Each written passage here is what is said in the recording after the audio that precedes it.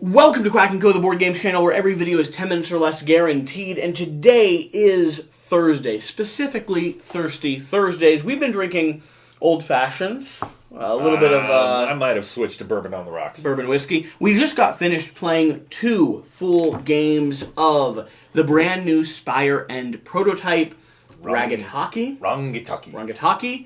This is a video I'm probably titling Choose Your Own Adventure Done Right. Yeah. I mean, one of my favorite genres ever. You reminded me, some of the first games, not only I ever backed on Kickstarter, but we ever played together. Yeah, it was one of the very first... It was probably the second game you and I ever played together. Was a Choose Your Own Adventure game. Yeah. Tiny little indie publisher, raised like $4,000. I got it. It wasn't great, but... it's a genre that I have loved well before Quackalope ever existed. Even though we didn't like how it played out, we talked about it for... I think we were even saying, like, we should make our own, and like, we were so excited about it. I love the genre. I've always liked Choose Your Own Adventure books ever since I was a kid. This is tons of fun. I like it. So, yeah, I have a sponsored preview video coming out over on Quackalope. We also now have 2 gameplays, because we finished the first gameplay, and I was like, hey, Mike... there's some stuff we didn't see. Yeah. We just got done with that second gameplay, and I kind of wanted to take the snippet of that conversation and bring it over to this channel. So I'm going to take a step back. When I say choose your own adventure, what do you expect? And then let's take a look at what this game delivers. Like, a choose your own adventure game has to have... fill it in. Okay, when I was a kid, we didn't have Choose Your Own Adventure games. We had Choose Your Own Adventure books. And in the Choose Your Own Adventure book, you would read up to a point, and it would give you a choice. It would say, like, here's your conundrum. Do you want to do this? If you do, turn to page 76. Or do you want to do this? If you want to do this, turn to page 89 and see what happens. And then you'd read. And if you made a decent decision, you'd get to keep choosing until you either died or... got to the good ending of the book. I remember drowning, being eaten by a shark, being pulled down by a squid. I don't know that I ever got to a good Quicksand, ending. when I was a kid, was the most dangerous thing in the entire world. Like, it was everywhere and you couldn't avoid it, and if you found it, you were dead. So what does Choose Your Own Adventure have to be good? It has to have situations that make sense. Okay. Like, you could find yourself in that situation, and choices that are at least reasonable.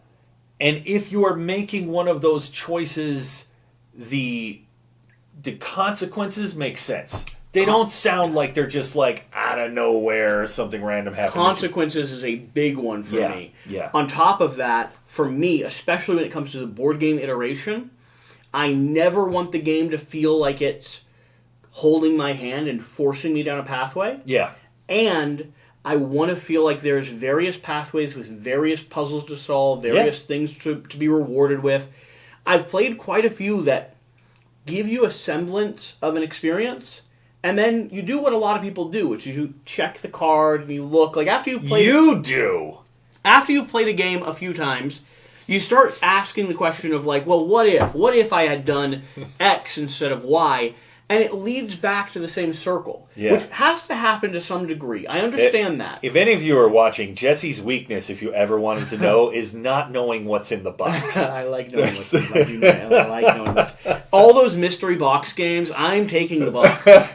There's a very handsome man standing there with it at his waist. I'm still picking the box. I'm going to see what's in that box, hell or high water. One of the reasons why, from day one, I was compelled by and then fell in love with Spire's End and the Spire's End series is because I think it does Choose Your Own Adventure right. Yeah, that was fun. Let's not spoil anything, but talk a little bit about the differences between... this is Chapter 1. Technically, the chapter that should be on the rails the most. And we just got done with 2 gameplays that felt vastly different. Oh, yeah, man. Like, we made... well, that was the interesting thing, is like, even one of the decisions that you made in the beginning that ended up getting us a physical bonus instead of a mental bonus, I don't think it was the decision that we thought it was. The first time through, oh gosh, I don't want to spoil it. We did one thing. The second time through, we did a different thing just to see what would happen. But I think it was the decision that comes after that gave us the physical bonus. Interesting.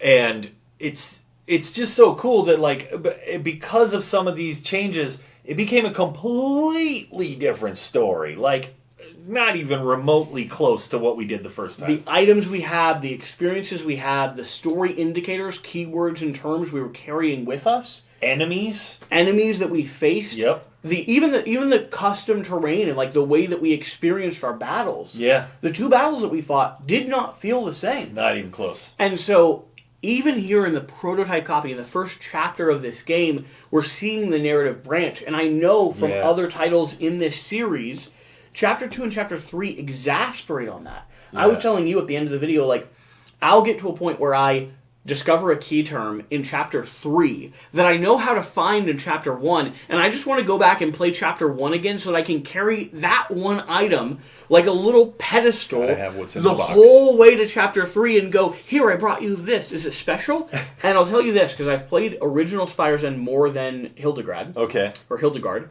In original Spire's End, there were hidden, like, it was only a card or 2, and there were maybe like 5 of them or something.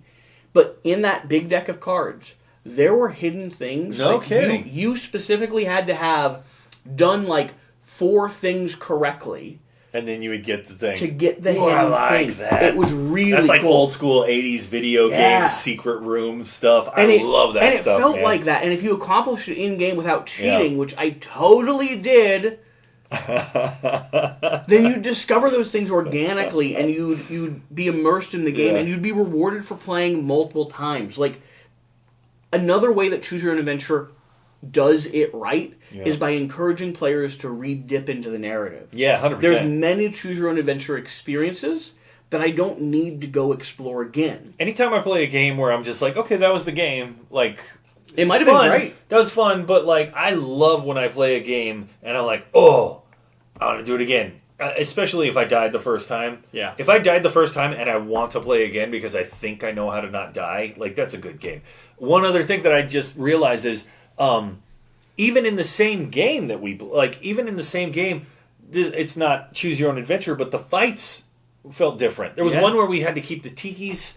Yeah. Like, the tiki things did something to our health, and then, it was, like, each fight felt different. And I was kind of expecting the same thing every time. Well, and this one, we had to keep the pulsing clan from the weird, what'd you call it, a gonad?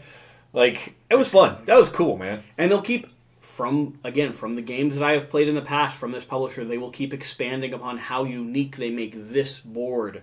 Which is something I'm so excited about, because so far they've been designing in a limited space. Dice and cards. Okay. This is the first time we're getting an actual map to fight in, and it opens up the design space so much for them when it comes to actual combat. So there you have it. Choose Your Own Adventure done right. I know, the preview might not be out yet, the gameplays probably aren't out yet, but they're coming, and they're coming soon, and I'm so happy that this publisher is still delivering on what they originally promised to do, and I'm excited for everyone who loves the game from the get-go to dive back into it. I want to see more products like this. I want to see more stuff coming from the publisher. I want all the original core characters' backstories to be explored. Cool. And I want to play, like, when I have, like, a 10-year-old, maybe 12-year-old, there's some gory stuff. Gets mature some places. When I have a 10-year-old, I want to play this one with them. When I have a 15-year-old, I want to play this one with them. This one's a little bit more, 12. 12, maybe. We'll see. It's not like, it's just, eyeballs. We don't know yet. And a guy getting a chain wrapped off around his neck and pulled off a cliff. Okay, that was... Death. Yeah, okay. That shocked both of us. That was pretty We weren't okay with that. That was brutal. We just met him. We liked him. He gave us bread. We climbed around in some guts, too. We did do that. There was a lot of stuff. And we cut open a ball sack. All right. Thank you for watching. Thank you for being here. Remember, less time watching means more time playing. And we will see you next time.